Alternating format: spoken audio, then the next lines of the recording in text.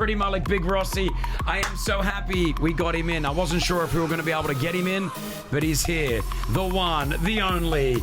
It's Grant Cardone! Thank you guys. Thank you guys. Man, and I love that Animals Martin Garrix just played because I feel like it encapsulates you, mate. You're an animal. I love what you're doing. I am an animal. He's an animal. We were on stage together at the Sharjah Investment Forum. I had the honor of moderating a bit of a conversation between the two of us, and it was just good to hear. I walked away, man, with like something that you said that really has stuck with me. Yeah. And that was when someone comes up and has a chat to you, it's about getting your attention, but if it's not going to do good for you, your family, your kids, you like, it's not that you're not interested, but you're out. Well, I'm not interested. See? So, like, I'm actually not interested. Like, if it doesn't benefit me, look, I believe success is my duty. It's my obligation. It's my responsibility to go at it, to provide for my family, myself, my own personal vision and purpose in life. And I'm not going to be distracted because somebody doesn't know what they're up to today. Okay. And so this is very, very important that people get distracted by everything that comes along, every shiny new thing. And those shiny things I have to pass on so that I can actually get what I want. That's why I love coming to this region so much, because the beast in me comes out because, man, the energy here is phenomenal. It is, right? And dude, there's ambition here. There's success in the air everywhere you look. You can't get away from somebody had a big idea and then actually did it. It's pretty cool. And I think what they do really well here in the country is, no matter what emirate you're from, is they enable you. They give you the tools you need to build that dream. Yeah. They're there to help if need be, right? Yeah, and we see the work ethic here. I was talking to my guys this morning. I said, man, everybody's working. Like, you don't see this in America. America used to be that, but we have a declining issue on the work ethic.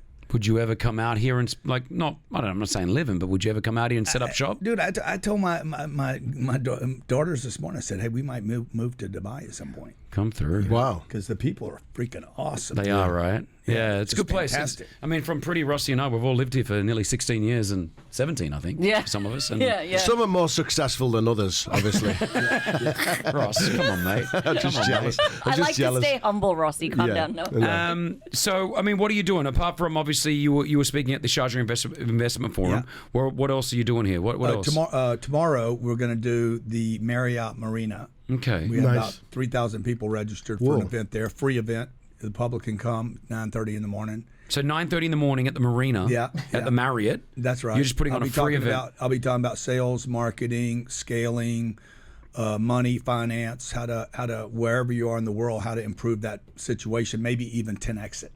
Okay, so if you don't know Grant Cardone, by the way, because there are you still, and you know, and this is what you said as well, like, you're always meeting new people, and they could be your next potential client as well. Yeah, it could be a partner. Could be. I met a guy once in a massive audience. It was 34,000 people in this stadium that we booked for 3 days, and my goal was to meet one person or a couple that we would become partners with. And these people walked in the room, places, this is all education. This isn't a Beyonce or Jay-Z concert. This is 3 days of intelligence and education being shared with entrepreneurs.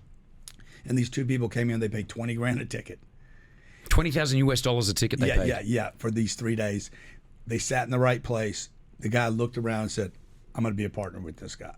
That was about $700 million ago. One partnership. So the $20,000 they paid for a ticket was somewhat of an... We ended up doing a 50-50 partner.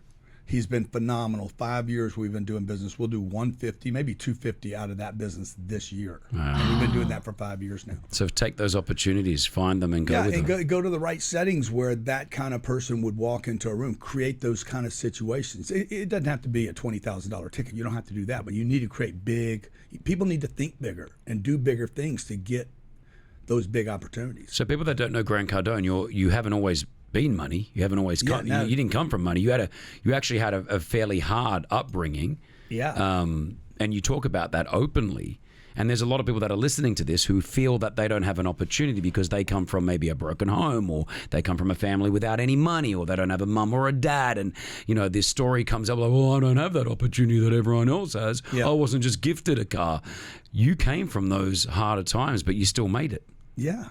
So, you know, I think about this region where people are coming in from another country and they're going to be a waiter or a busboy or bellman or a driver or a masseuse or whatever it is you're doing, right? And you're like, okay, I'm stuck in this thing, but you're not. You're just stuck in your head, right? So how do they get out of it? If someone's Yeah. listening right now and they're on a low-end salary and they're just doing what they're doing, how do they break it? You have to know where you're going, not where you're at, right? So you have to know, where is it I want to go? It's like very target driven. Where am I going? And most people just simply do not know where they're going. They're just complaining about where they are. And so my journey has always been like, where do I want to go next? And chart that out. Don't figure it out. Don't figure out the mechanics. It's not about the how-to yet. It's about, where am I trying to go? Then who do I need to become to be in that where can my plane take me? Oh, I need a plane for that, right? So, I know you want to talk about that, but it's like, how do I chart where I'm going? Like this morning, I said, this is where I want to go. I want to go see Chris Spade. I want to spend some time with him. And somebody got me over here. I didn't know what was going to happen. But you knew where you were going. So you said yesterday as well on stage, a target. And again, that resonated with me, because it's so important to set targets in life in general, right? We're not just talking monetary or business. You're just saying in life, set those targets. Yeah, and they should be monetary, though. Okay. I would highly suggest I that love people, Grant Cardone. It's honesty. I love that. It's just... Dude, quantify it down to numbers, because numbers don't lie. People lie, feelings lie, emotions are very deceptive. I feel like doing this. That's probably not the right thing to do. Like, move to the money. And a big thing that you mentioned yesterday, which I really wanted to ask, was there are a lot of entrepreneurs that live in this country, but they're living the day-to-day lives of their jobs. And I asked you the question, do you leave the job? Oh, good question, yeah. You've got cash coming in every month from a job. Do you leave the job to do the entrepreneurship, the side hustle, or do you do it simultaneously? And you have a response to that. Yeah, I wouldn't leave the job. I would never leave a flow of income, right? If you want to give me $1, why would I leave that, right? I'm not trying to get rid of that. I'm trying to add to it. And so what a lot of people do is they go do a side hustle. They quit paying attention to their main hustle. They really betrayed the first stream of income for this hope of a second stream. They added time, which is not what wealthy people do. Wealthy people do not add time. They don't sell their time, and then on the way up, you're selling time, you're trading time, and you're adding more time to get more money, and you end up working 19 hours, and it just didn't move the bar, right? So I would never walk away from that first flow of income. I have a business that I've been in for 25 years. It's not even a great business today, but I'm not going to kill it. Why would I kill it? Like a stream, a flow of something that's coming in. Something in. It's actually, money's an admiration particle. When people give me money, they're saying, hey, I want to give you something because of some reason. I don't know, maybe they feel sorry for me, or maybe they admire me, or whatever. But it's an admiration particle. And the more attention I can get and the more service I can provide, the more those dollars or particles, that monetization that I'll receive. People call you Uncle G. You like Uncle G? Yeah, it wasn't my idea. I mean, I was just talking to people when I was a kid. I said my uncles, when my dad died, I had 3 uncles, and I kept waiting for the uncles to show up and like give me a little guidance. They never did. I told this story one time. The next thing you know, people are saying, "You're my uncle." Which is cool, man. Wow. Which is cool. So you didn't have that guidance as a child from like your father figure, right? No, I didn't. I mean, so my dad died when I was 10. He was only 52 years old, so he's a very young man. And I had an older brother. He died just a few years after that, suddenly at 25 years old.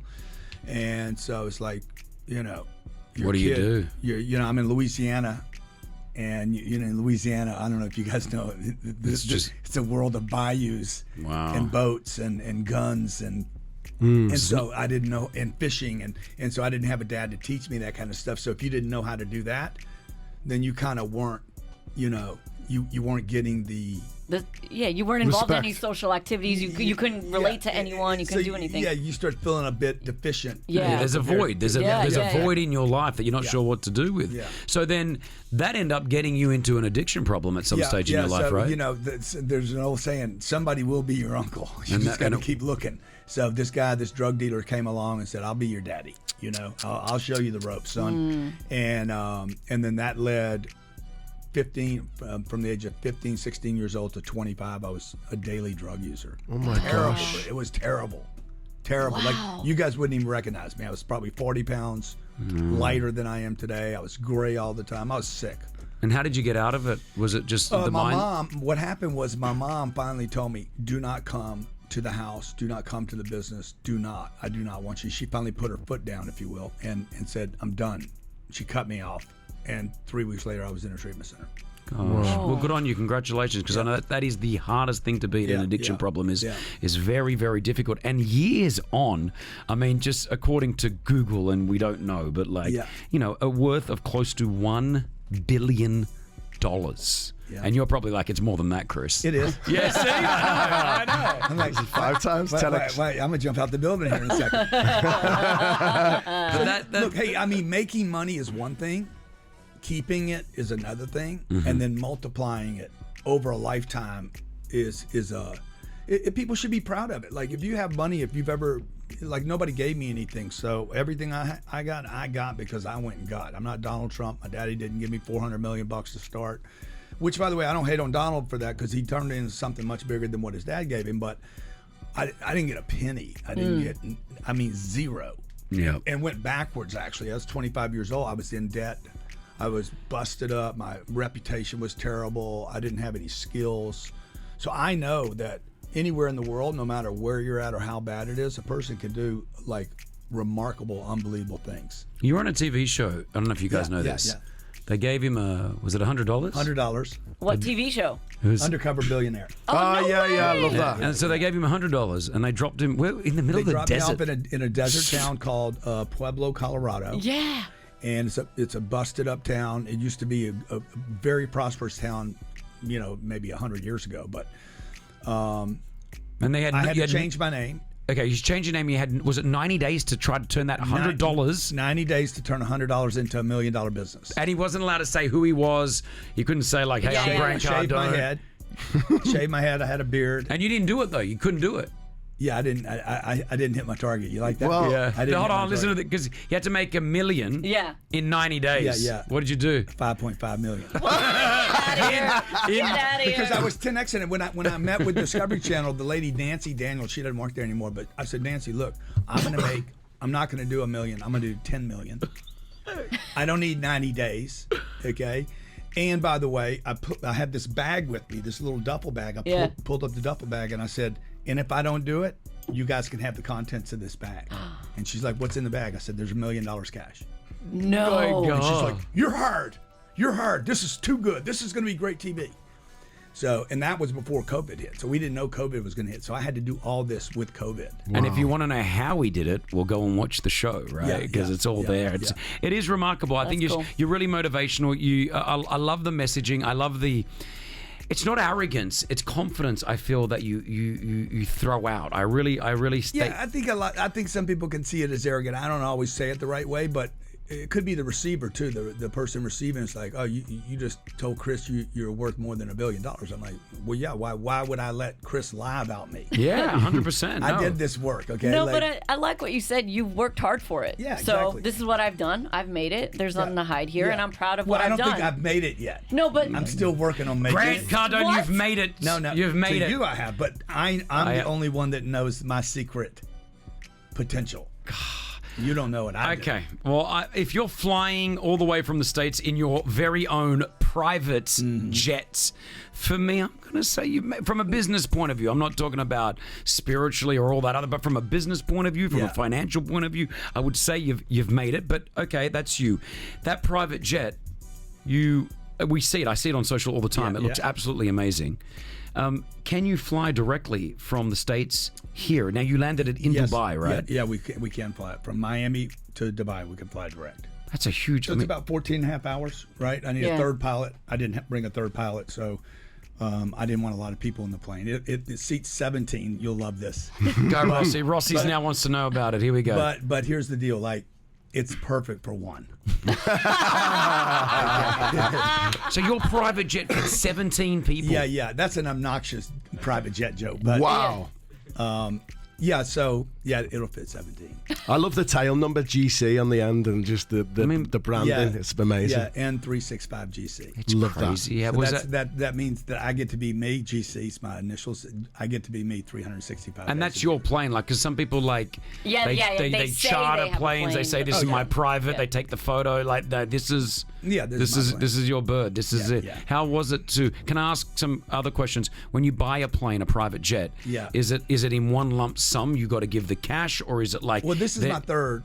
So I bought the first one with cash. I bought the second with cash. We traded those, and then this one I did a combination because debt was so cheap.